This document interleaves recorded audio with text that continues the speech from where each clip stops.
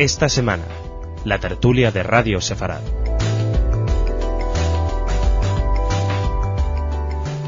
Esta semana la tertulia de análisis político aquí en Radio Sefarad, en el que hablamos, pues como su nombre indica, de lo que ha sucedido en la semana. De lo más destacable en esta ocasión, pues a lo mejor sea el pasado lejano, el pasado no tan lejano en algunos casos, y también de la situación en Oriente Medio. Vamos a hablar de muertos, vamos a hablar de supervivientes y vamos, si nos da tiempo, a hablar de Oriente Medio.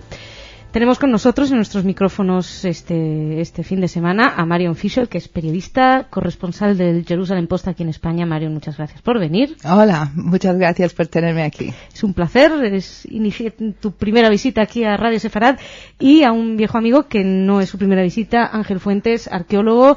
¿Cómo estás? Muy bien, gracias, Masha. Bueno, gracias por invitarme. Es un placer teneros, como decía. Vamos a hablar de muertos. Ángel, bueno, tú eres experto en exhumación de cadáveres. Sé que suena muy feo, pero es así, ¿no? Tiene un título más bonito, más... Bueno, yo soy arqueólogo. Sí. En los últimos años trabajo en arqueología forense, sí. Alguien tiene que hacerlo.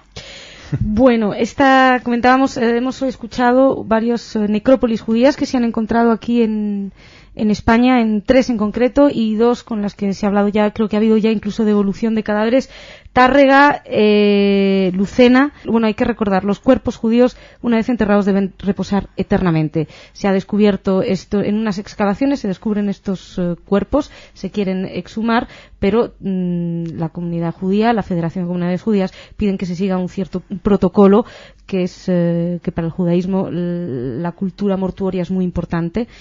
No así tanto parece como para el cristianismo, y me comentabas que en España esta cultura no se comprende, no hay esta educación en el respeto hacia el muerto tan a largo plazo. Antes de nada, porque me imagino que los oyentes no me conocen, yo me dedico efectivamente a exhumar y a reinhumar muertos. Son miles los cadáveres que he exhumado y miles los cadáveres que he reinhumado también.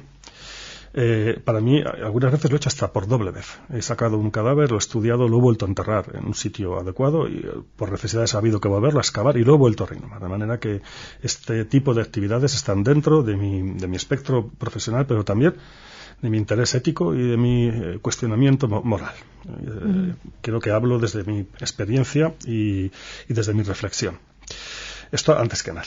Y sí, efectivamente conozco estos recientes casos de Tárrega y de Lucena, en 2 sitios muy distantes de la península, pero conozco también otros anteriores. No son los primeros ni los únicos cementerios judíos que han sido excavados en España.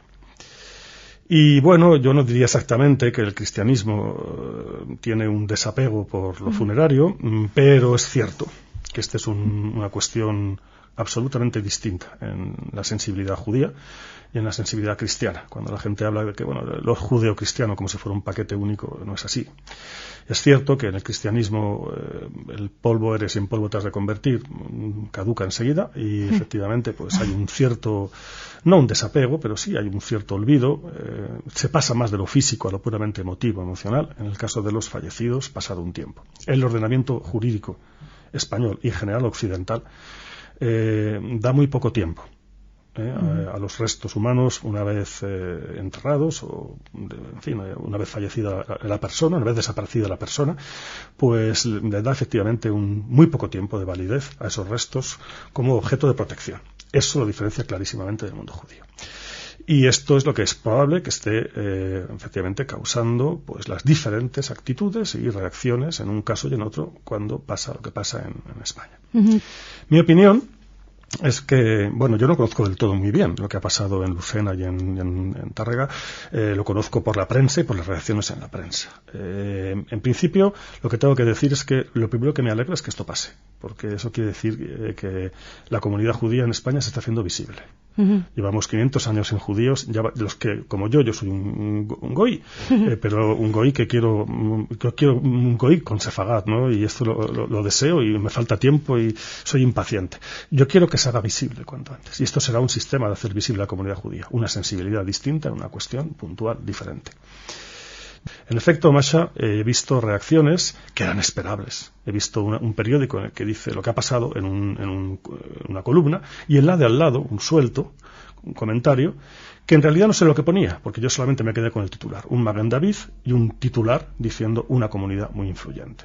Diga lo que diga debajo ese texto, eso es una pintada antisemita, como las que nos encontramos en el metro. Bueno, Marion, tú que como periodista sabes que no se editorializa, qué palabra tan complicada, solamente con las palabras, sino también dónde se coloca la editorial y con qué... Claro, y los títulos, aunque no tengan mucho que ver con lo que esté escrito, una vez que te coge ya el ojo el título, pues no tienes ni por qué leer lo que está ahí, eso es lo que te va a quedar en la mente. Claro, la colocación también en la página, porque esto me comentabas que eran dos cosas que no estaban relacionadas.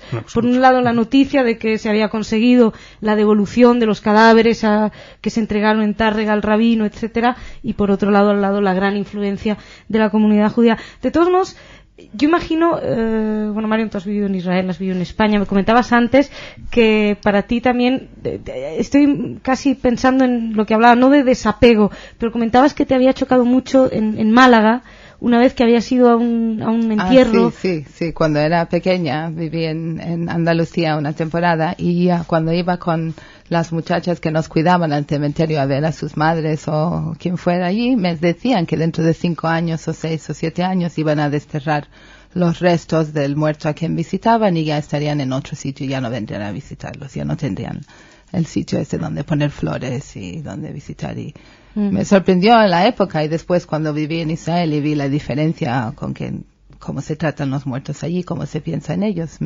Ahora que lo pienso, es muy extraño la diferencia. Es muy extraño. Si tú me comentabas, Ángel, también antes, que eres el primer arqueólogo, estoy fatal hoy, eres el primer arqueólogo que hace firmar un protocolo ético a sus alumnos.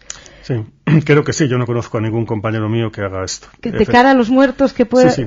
Para mí trabajar con muertos es trabajar con la vida, no con la muerte. Uh-huh. Y efectivamente yo tengo una formación la que efectivamente yo debo muchísimo de esta sensibilidad por los restos humanos al judaísmo. Esto lo reconozco. Mis alumnos efectivamente tienen que firmar un protocolo de intervención, de actuación, de respeto, de cuidado. Nuestros restos no los ve nadie, solamente nosotros y sus familiares. Sí, efectivamente. Yo sé que esto lo debe mucho al judaísmo, ¿no? ¿Y cómo lo aprendiste? ¿Dónde te lo Yo soy autodidacta, leyendo. Bueno, los científicos aprendemos así, no te enseña nadie. Al final tú eres tu propio maestro. Pero es verdad que lo hago, ¿no? Y soy muy respetuoso y creo que mis compañeros, los arqueólogos, en el fondo lo son también. Por eso yo les pido también, ¿no? Un plus de confianza en ellos. Ellos trabajan muy bien, muy seriamente. Y bueno, pues lo que yo quiero proponer es una manera de encauzar estas actuaciones que en el futuro, dentro de esa visibilización de lo judío en nuestro país, deben de ser necesarias, pero hacerlo de una manera que no choque con España, no es Israel, que no choque con nuestra mentalidad, con nuestra tradición, con nuestra legislación.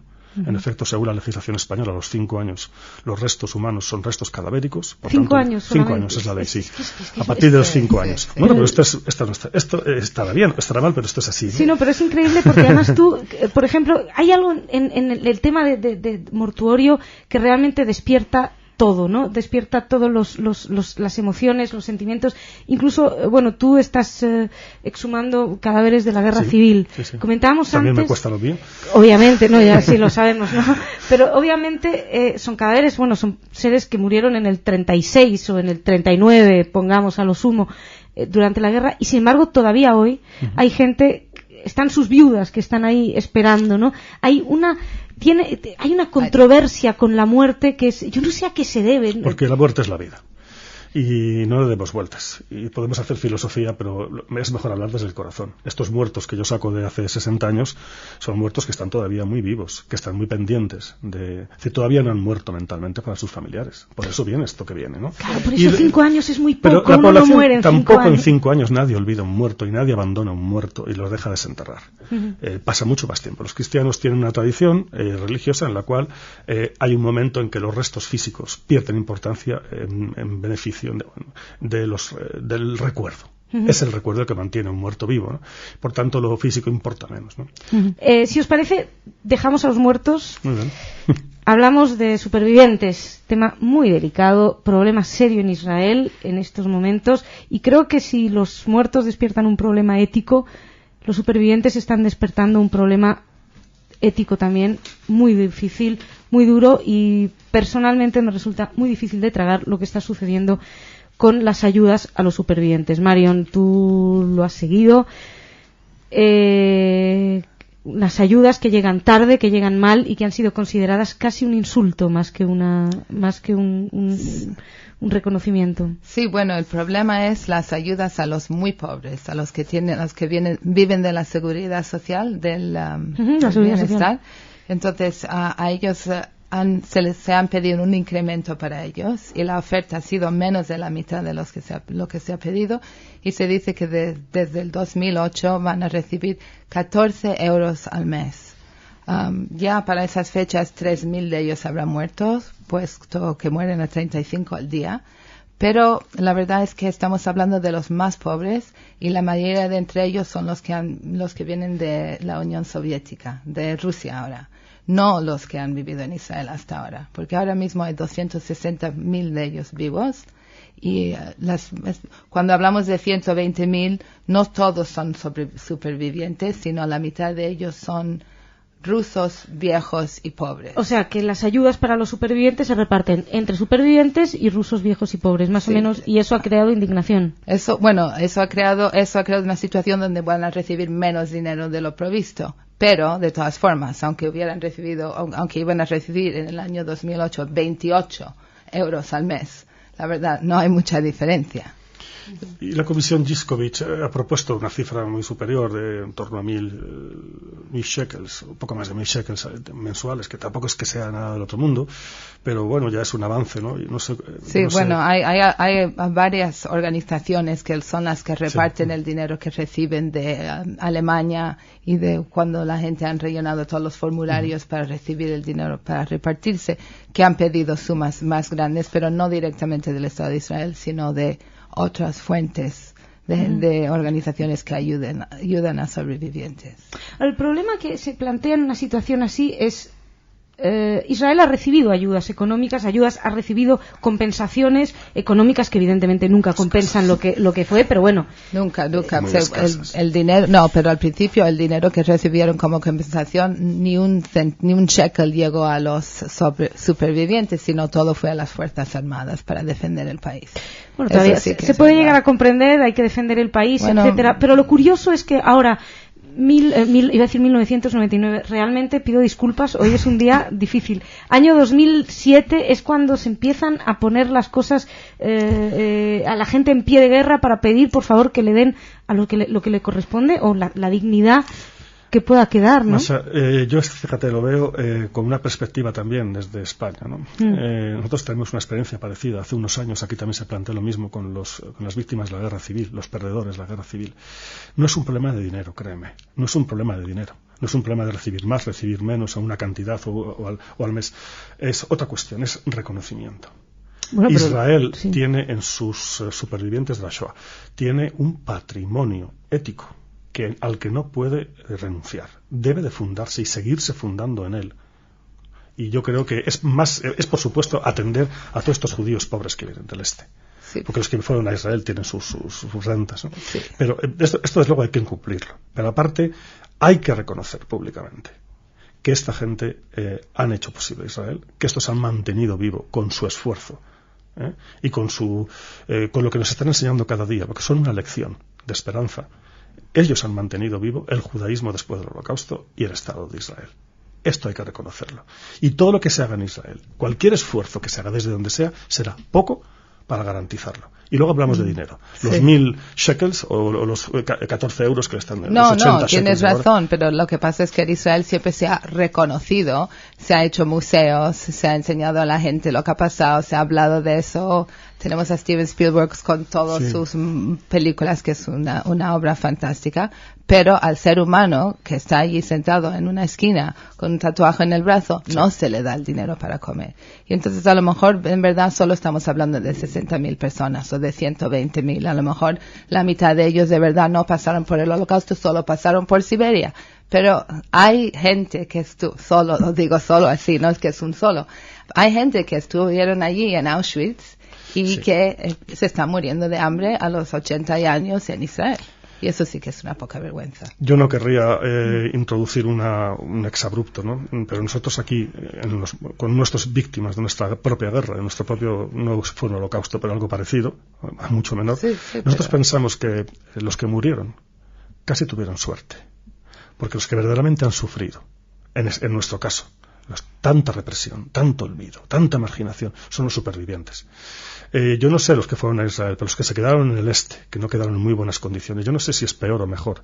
Las víctimas del holocausto son patrimonio de toda la humanidad. Ellos son nuestro patrimonio ético de todos, también de los goim como yo. Los supervivientes pueden ser patrimonio exclusivamente de Israel o de los judíos, también sean de todos. Hay que tener muchísimo cuidado y muchísima atención con ellos. Sí. Es cuestión de shekels, por supuesto, pero es cuestión de ponerles de verdad en la cúspide de esa sociedad que tanto les debe. Eso es lo que nunca entendí, como en Israel no están tratados como reyes. Este es el momento. Pero la verdad es que sí hay organizaciones que cuidan de ellos, por ejemplo AMJA, que cuida de sus necesidades psicosociales, que eso es muy importante, que se sienten que tienen familia, que pueden celebrar las fiestas, pueden jugar a las cartas, tener unas vidas como si fueran normales. Pero sí me dijo una vez Natal Kellerman de AMJA que casi tienen miedo a los tratamientos psicológicos, porque después tienen que decir adiós a sus miedos y ya no tienen ese sitio oscuro y cómodo donde pueden volver a estar, esa familia como si fuera esa pesadilla donde pueden volver. Bueno, pero es que eso forma parte también del dolor, quiero decir, la tragedia. Es muy difícil dejar que se vaya el dolor, claro, porque cuando vives con ella toda tu vida ya te encuentras un poquito perdido. Pero esto forma parte también de la enfermedad psicológica en la que uno se encuentra. Bueno, ahora los hijos ahora la segunda generación después del Holocausto están diciendo que están muy agredidos por esto todavía, porque sus padres no podían hablar con ellos ni enseñarles cariño. Y ahora hay unos hijos de supervivientes del Holocausto que están pidiendo dinero a Alemania para su tratamiento. Es muy interesante porque ellos también lo están pidiendo y no a título personal, va un poco en el fondo en lo que decíamos antes. Se ha construido, se ha ayudado, se ha defendido Israel con ese dinero, pues eso, está Yad Vashem, grandes museos, se ha gastado muchísimo en enseñar a la humanidad a no repetir esto, pero no se da a la persona ahora, que está. Y de alguna manera con el tratamiento psicológico quieren hacer lo mismo. Grandes estudios, pero tampoco es para los supervivientes concretamente, ¿no? Bueno, ellos sí lo están recibiendo, pero los hijos dicen ahora que fue tan grave la situación que las heridas siguen a otra generación. Pero lo que sí es interesante es lo que acabas de decir, porque han sufrido, han sacrificado, murieron para que tuvimos la situación política que tuvimos para empezar el Estado de Israel. Y ahora, porque los rusos muy pobres los miramos todos juntos con los del Holocausto, porque ya el dinero es para todos. Ahora mismo están ayudando a los pobres rusos. Mismamente en sus últimos años, en sus últimos días, el hecho de que los supervivientes están en ese montón, están dando dinero y de comer y calefacción en invierno a estos rusos pobres, con que de verdad es una generación espectacular. Una generación espectacular. Tenemos que avanzar y no nos queda tiempo, pero me gustaría brevemente, esperanza, optimismo son las palabras que se oyen respecto a Oriente Medio, miedo tremendo respecto a lo que está pasando. ¿Cómo lo veis? ¿Razones para sonreír o sonreír abiertamente o sonreír con escepticismo? Sonreír abiertamente yo creo que se sonreirá después, pero por lo menos a la vista del desbloqueo, porque ya hay un desbloqueo de una situación política muy atascada, pues por lo menos un poquito de esperanza, ¿no? Algo se está moviendo, Israel está dando pasos adelante muy activos, creo que desde hace mucho tiempo, en mi opinión, no se estaba haciendo una política exterior tan activa e independiente y tan práctica. Y esto tiene que funcionar, ¿no? Hay alguna esperanza de dar, ¿no? Hay efectivamente posibilidades de que sin crear una gran cizalla en el mundo palestino, que sería también negativa, pero sí forzar un paso adelante, un desbloqueo, un desalinearse de otras cuestiones que insertan a los palestinos dentro de una problemática árabe que es diferente, que no tiene nada que ver estrictamente con la cuestión israelí, y que ojalá empiece a cambiar, a mover, ¿no? Un poquito este panorama demasiado enfangado, demasiado tiempo, ¿no? Sí, es una cosa muy complicada. Bueno, yo creo que algo tuvo que ver la conferencia de paz que empezó aquí Felipe González hace unos meses, en donde se decidió... ¿Unos años? No, tuvo unos segundos. Madrid más 15. Ah, en Madrid más 15, vale, sí, perdón. Sí. Creí que decías la... Sí, no, la primera. 93.